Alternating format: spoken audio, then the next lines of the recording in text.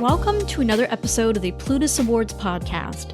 Our community is filled with hundreds of stories from creators and entrepreneurs just like you. And through this show, we share these stories of challenges and successes, from bloggers to podcasters to writers, speakers, and more. Today's guest is Julien and Kiersten Saunders, founder of Rich&REGULAR, whose mission is to inspire the African American community to consider and adopt the FIRE lifestyle as a path to building generational wealth. They're also the producers of the original series, Money on the Table, which blends their passion for food with conversations about money.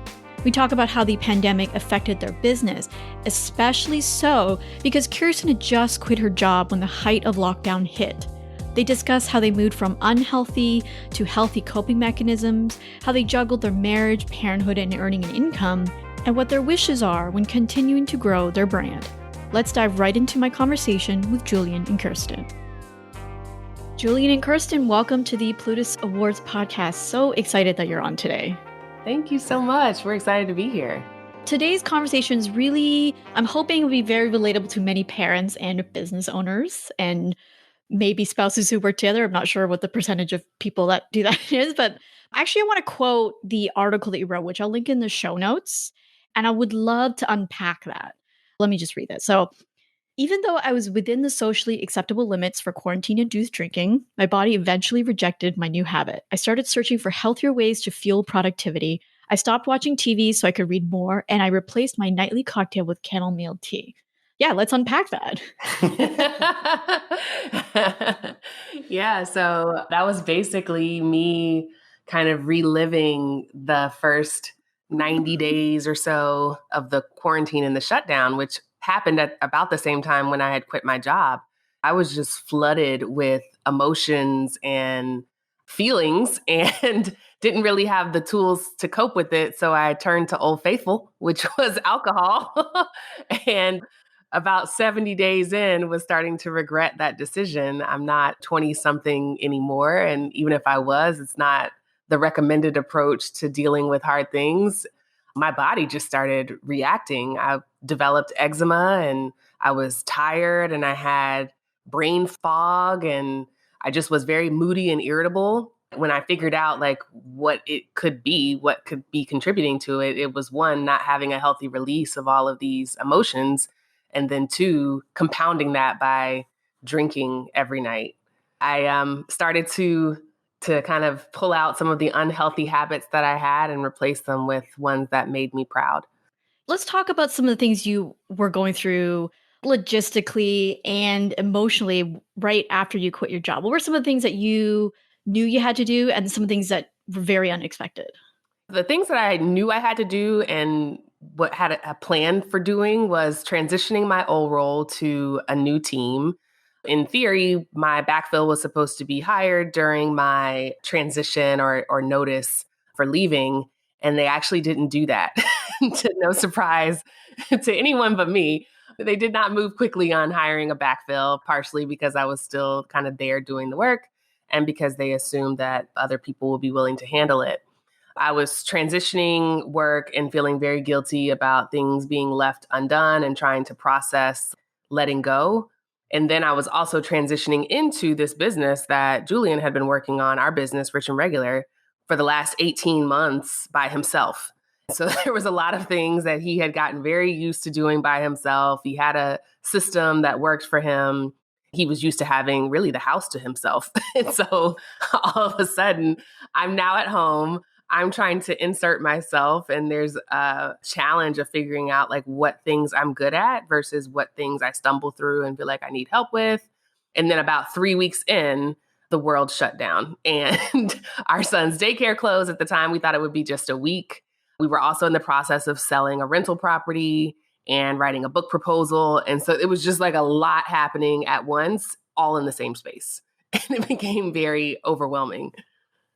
Yeah, it sounds pretty overwhelming. I think each one of those by itself would have been a lot. And then it's like Jenga, when you like take the piece out and it just kind of crashes. It's sort of like, that's what I'm imagining.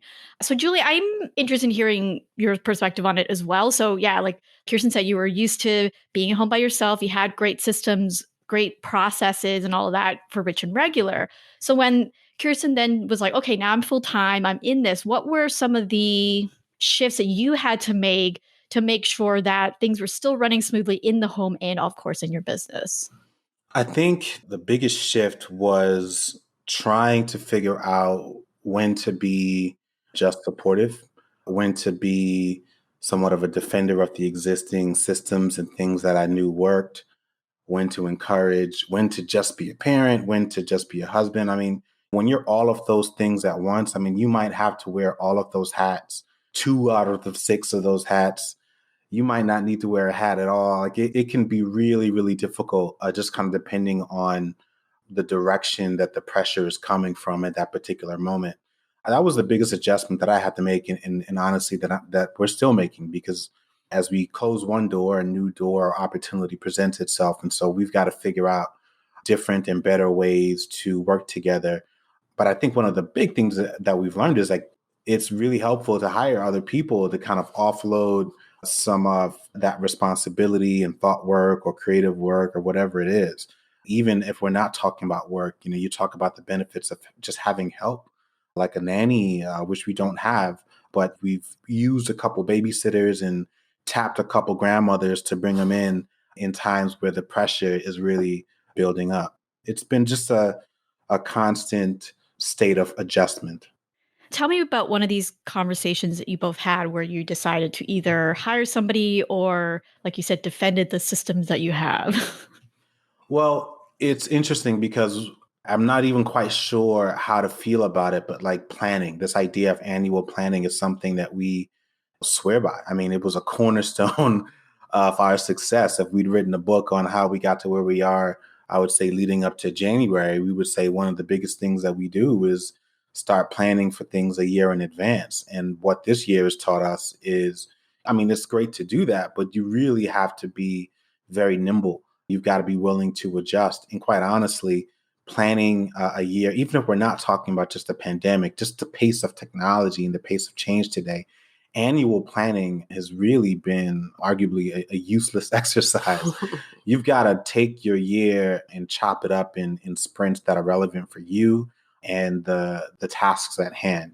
The meetings now are more frequent, but we're tackling things in more digestible bites. So that it's very similar to, not to get into the personal finance world, but like the same psychology that I think like Dave Ramsey talks about, where, of course you can say it makes more sense to pay off debt based on whichever rates have the highest interest rate. But the approach that he's taking is really about kind of treating the mind and feeding yourself and giving yourself that extra boost of motivation, which is why he takes a very different approach. And so it's a similar mindset for us, where it's like, what's the balance between, yes, this may be the most important thing, but I just would feel better if I had less on my plate. So I'm going to bang these couple things out, and then I can focus on some of the bigger media projects.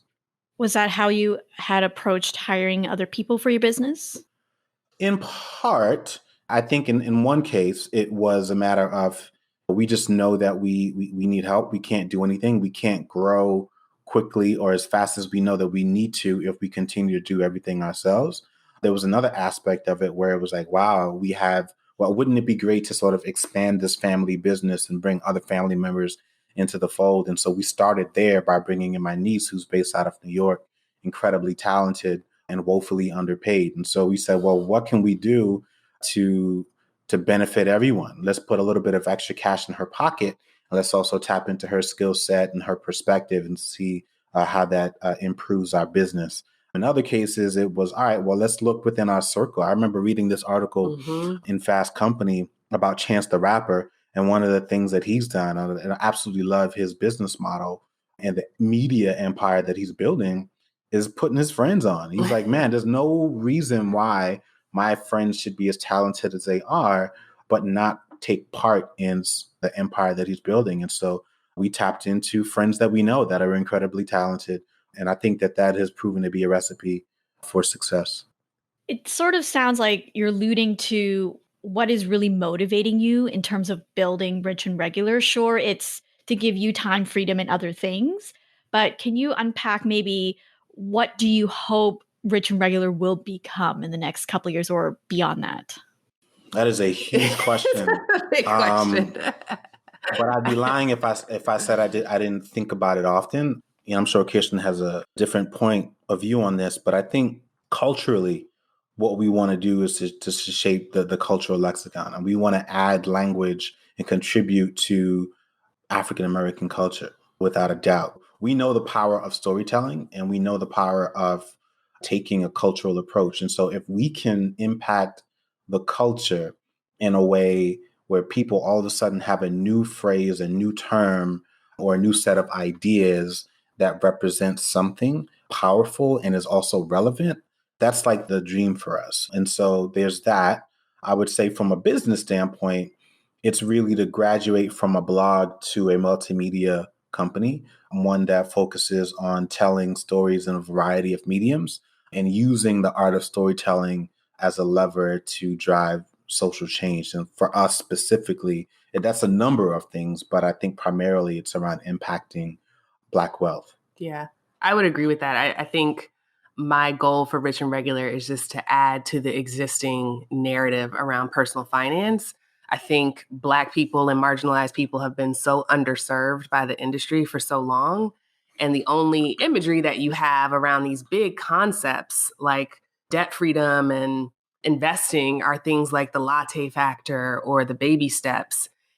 Where we're from, a lot of people don't drink lattes every day. Like that's not a relatable, reachable concept. It's not like I was drinking lattes every day anyway. So when you build an entire financial concept around that, it's hard to relate.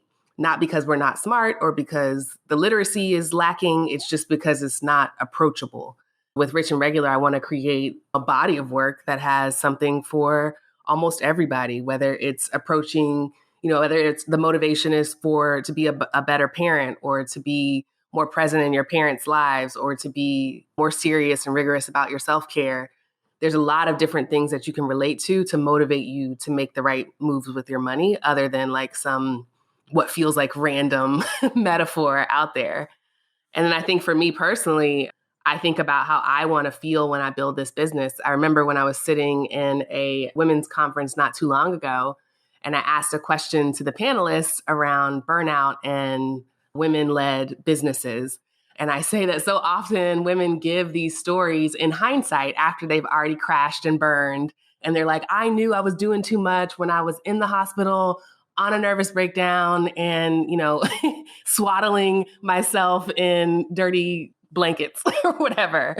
And I just wanted to know, what were the signs leading up to that? How could I become and build the awareness and consciousness around the fact that I was crashing and burning other than actually doing it? And they really couldn't answer it. It was like, I don't know. I didn't know until I had hit rock bottom. And what I'm trying to prevent is hitting rock bottom and then trying to recover. For me, that means fostering a more daily practice of mindfulness and awareness and being honest about recognizing the signs. And for me, I wrote in that post, one of the signs is drinking more regularly, right? If I'm drinking every single day or even 5 nights a week or heck, even 4 nights a week, that's a lot for me at this point. It's trying to figure out why am I drinking? Do I like my reasons? Am I celebrating something? Have I tricked myself that alcohol is the thing that relaxes me? How do I get to the bottom of what's driving this behavior that I'm not proud of? And how do I fix that earlier? Because I think that's the best thing that I can do for Rich and Regular is to make sure that I'm solid. Just as an aside, I was one of those women who crashed and burned and sent emails after I gave birth. So please do not do what I've ever done. I've crashed and burned quite a few times on the way here, but it's hard now because the stakes are higher, right? I'm 36 now. And so if I crash and burn now, it's not just me curled up in a corner. It's my household is affected and my family's affected. For me now, I just want to become, I'm not saying I'll never do this because I'm obviously not perfect, but I want to become more aware of when those moments are about to happen. What are some of the practices that you are doing? And even Julien, I'd like to hear this too, is what have you both actually been doing to become more self-aware in terms of, are you working too much? What are some signs of burnout? Is this just going to be a COVID-related thing that's hopefully going to pass? Some of the more tactical things I'm doing is journaling and morning pages. Morning pages is a concept from Julia Cameron in The Artist's Way, But it's basically a form of meditation. Instead of like just closing your eyes and kind of watching your thoughts like meditation teaches you, you're actually writing them down. So you're channeling them through the pen on your paper. So it's just kind of like unconscious scribbling, conscious, unconscious, whatever. So you're basically just writing your thoughts early in the morning. You get them on paper and then you're done with it. I'm also very into movement. I used to call it working out, but some days it doesn't feel like an actual workout. Sometimes it's just like stretching for 15 minutes and that counts. But every day I'm committed to moving my body for at least 10 minutes, which has been far easier to keep up with than like I have a strict exercise regimen of 5 days a week and 6 days if I'm feeling fancy. It's like commit to 10 minutes. And usually if I start 10 minutes, I'll finish the full 45. But like the commitment to myself is 10. And then there's the normal stuff like hydrating. I found a great probiotic. So I'm on take a couple of probiotics every day for the immune system, getting outside, just making sure that there are moments of joy every day, just playing music and looking at pretty things, reading books. I think for me, it's pretty typical. I don't feel like I am anyone's poster boy for wellness and knowing when to turn it off. I'm pretty much always on. But I will say I try to make a concerted effort to eat well, eat healthy, to avoid junk. I'll also say Kiersten's not alone. So we talk about the role of kind of drinking. Like, she's not drinking by herself. You know what I mean? I'm oftentimes there offering whether or not she would like another round. And so I certainly play a role and have done my part to try to remove a lot of that as well. Working out more. Actually, I got back into the gym for the first time since the pandemic started yesterday. Actually, no, first time was last week. I went for the second time yesterday, and I'll likely go again today. And again, that was like a huge emotional hurdle to get over because honestly, when I was working my traditional job, the gym was a place where I always got sick. I mean, Q4, every single year, I would get into the gym and sure enough, I would, after a couple, 3-4 weeks, I'd come down with like the flu or something like that. So I just knew that it was just going to be a giant petri dish and I didn't want to go running in it. But so far, so good. And I think just the combination of different kinds of foods or better foods and working out and staying hydrated, less alcohol, high fiber, low sugar, all of the things that we're told to do, I've been doing. And I would say mentally, it's been exploring different creative outlets. And so I'm really been drawn to comedies and photography and just other forms of creative work. The challenge is I always find a way to connect it back to work. So even when I'm like dabbling into something else, I'm like, ooh, we can use that. So it all becomes work at some point. But those are some not of the problem. Okay, good. You say that now. That's very relatable. I think listeners out there probably feel like, yep, nodding their heads, right? I think we touched on this, but I want to ask it more directly, is the idea of boundaries. So not just work and home life, but between you two as a couple. So obviously you two are business partners, you work on Rich and Regular, but also you're a married couple. Are there systems or boundaries that you put in place to ensure that there's room for your relationship to grow or maintain it, but there's also that side of, okay, we're also business partners? I already know what she's going to say. What am I going to say? Go ahead. No, you know what I'm going to say. Say it. She's going to say, we've got this safe word that we use, which sounds like a freaky thing, but it's not. And it's not so much around boundaries around work, but it's when we're joking, but we're not really sure if someone's joking or not. We just yell donuts. It's like a friendly, happy word. Who doesn't like donuts? But when we say donuts, for us, it means like I'm being really serious right now. I'm not kidding. I'm not talking about work. And more often than not, it has something to do with us first, right? Like we're not talking about the brand or any of those things. We're talking about us because that's at the heart of everything that we do, even before us as parents or anything else. And so that's like our word where it's like up, you know what I mean? Like laptops down, pens down, us first kind of thing. And so that's our safe word to let us know that, all right, we're getting there or getting to a point where of no return. You want to be careful about what the next thing that you say. I think the other thing is, well, I'll let you. That wasn't what I was going to say. Oh, okay. So. She's lying. She's lying. Yeah, I think we're still learning around boundaries right now. To Julian's point, what works now is, and even this has a limited kind of expiration date. But like, we just say like, I don't want to talk about work right now, or I can't talk about work right now, or can we do this later? Can you save it for our Thursday meeting? Mm-hmm. Like, we've kind of set up a bunch of calendar invites throughout the week. And this is fairly new to us. This is probably since the pandemic was in like month 3, because everything was running together. We decided to set up these containers of time throughout the week where if you have a concern, then we can talk about it in our Thursday meeting. And if you have a concern about the book, then we can talk about it on our Wednesday meeting. And if you have something that we need to delegate to Noelle, our assistant, we have that meeting on Tuesday. So it's kind of just given everything a place to go. And then if something falls out of that bucket, we're not so rigid that like, if you want to talk about a Thursday topic on a Tuesday, I'm going to tell you to shut up. But we definitely make time to try and capture things and put them where they should go. And like everything else, it's kind of like with a toddler. If you train them enough to put the shoes right here, then eventually they'll maybe do it if they feel like it. Yeah, I think the good news is we genuinely enjoy what we do. It brings us great joy to get notes from people, or even from a business perspective, to get notes from clients or potential clients to say, hey, we want to work with you. Every single time that happens. And at this point, we're really fortunate. It's like a weekly thing. It's like, wow, this is really, really great. It helps to have that dose of positivity just kind of coming at you a lot.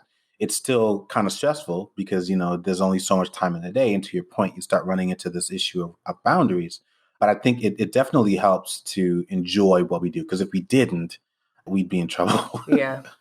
It reminds me of a business mentor of mine would say, schedule your anxiety for later. So if you're worried about some part of your business, you schedule it and you're like, okay, I'll worry about it later. So I love that idea.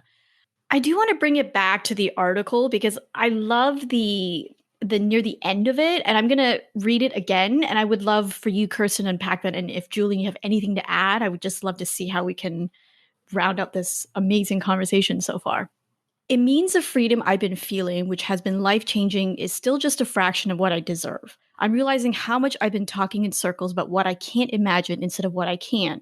It's like the world just gave me permission that I didn't think I needed. And now that I have it, it's an accelerant. Damn, I said that?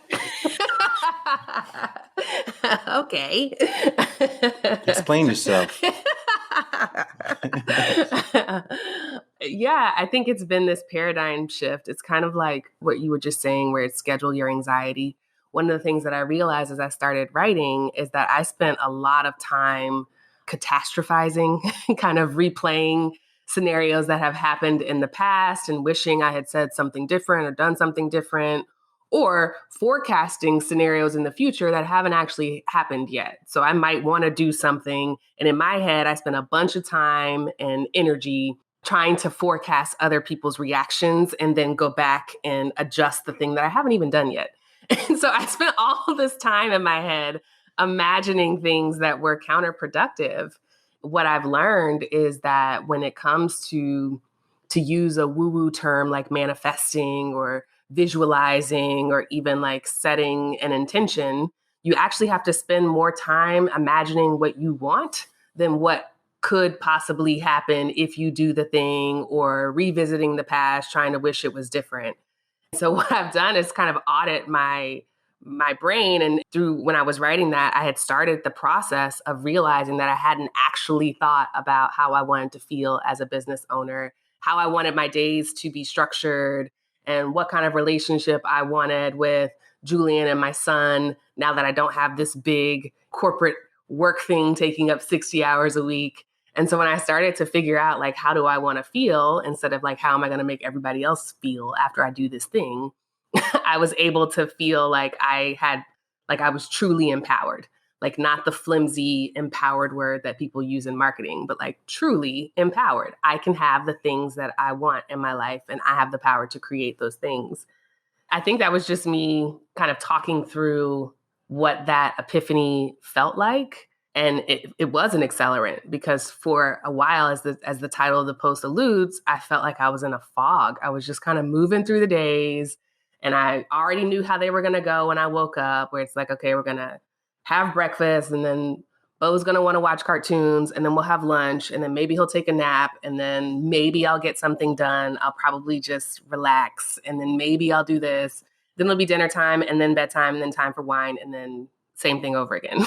And I wasn't actually thinking about the time that I had or being intentional about how to use it. And once I realized that if I spent more time thinking about the things that I wanted and the life that I wanted, I could spend the time that I had creating it. It seems so simple when I say it, but it was like a hard-won insight where it's like, oh my God, I am in control here. I am in control.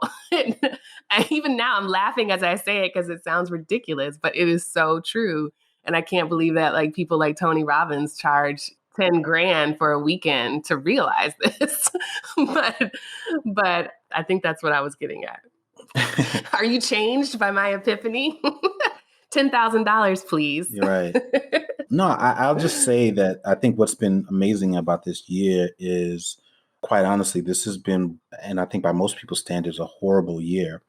But for us, even as Kiersten was talking, it was making me think back to those days where we were going through that fog together. And quite honestly, it took us about a week to officially allow that to clear and get in it. But honestly, the moment we did that, things just started happening. That actually became the new addiction, if you will.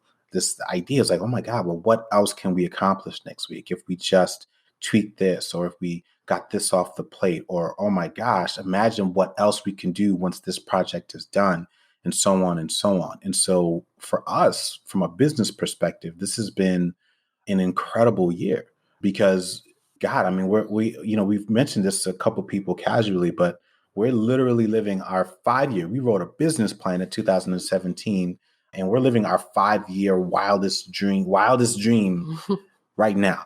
And so that's the moment that we're in. To see it happening and to know that we've only just begun is incredibly motivating. And so that actually helps to say, you know what, I actually don't need to have another round because I got a busy day tomorrow, or we got a busy quarter ahead or something like that. It's been really, really helpful just to kind of go through that fog together, to come out on the other end and to kind of build new skills, new muscles, and at this point now, a new vision. Oh, that's amazing. I can't wait to see where Rich and Regular goes next. Where can everyone find you online? We're at rich&regular.com. And then we're also on social media at Rich and Regular on Facebook, Instagram, Pinterest, and Twitter. And then we have a video series called Money on the Table that is available on YouTube, as well as Facebook Watch and IGTV. Awesome. Again, Julien and Kiersten, thank you so much for coming on the show. Thanks for having us. Let's take a look at some lessons we can learn from my conversation with Julien and Kiersten. Lesson number 1 is to take it one day at a time.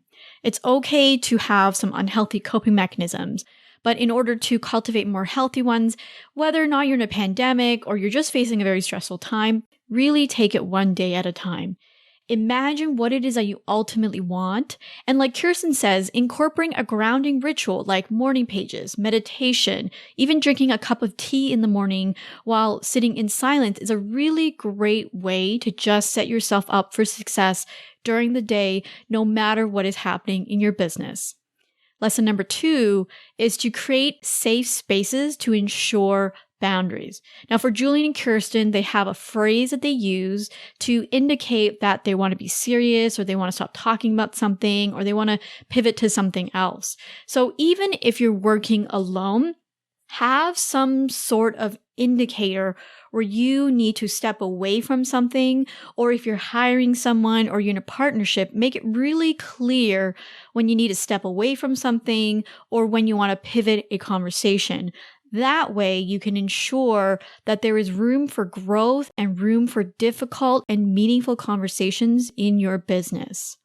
Lesson number 3, on that note, is to know when to support, defend, or eliminate systems in your business, especially when you have a partnership, especially if that person is a family member.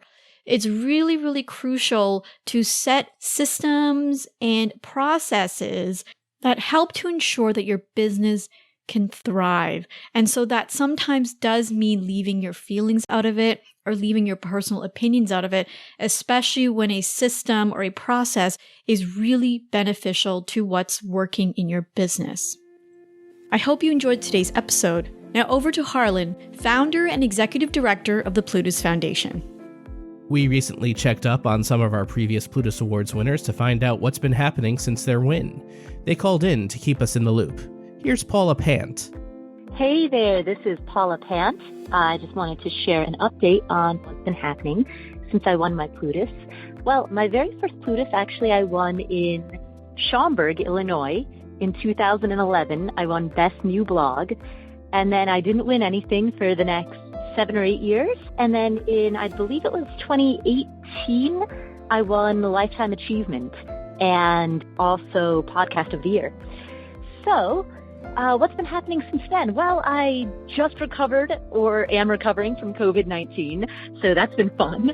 But in terms of what I've been doing work-wise, I'm still running the Afford Anything podcast. We have now had more than 10 million downloads, and the Afford Anything blog is also still going strong. We've got 60,000 people who get our email newsletters.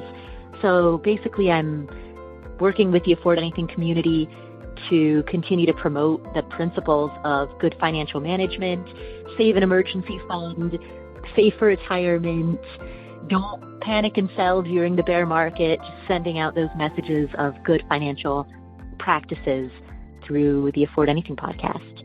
So that is my update. Hope that anyone who's listening to this has a great year. Stay safe out there, and hope you are doing well. That's it for today. Thank you so much for listening to the Plutus Awards podcast. If you're interested in collaborating with other financial bloggers, podcasters, influencers, and more to chat about our work, interests, ask and answer questions, come join our Facebook community. Search for Plutus Community in the search bar or head to facebook.com/groups/Plutus Community. We hope to see you there and get a chance to support you and your amazing work.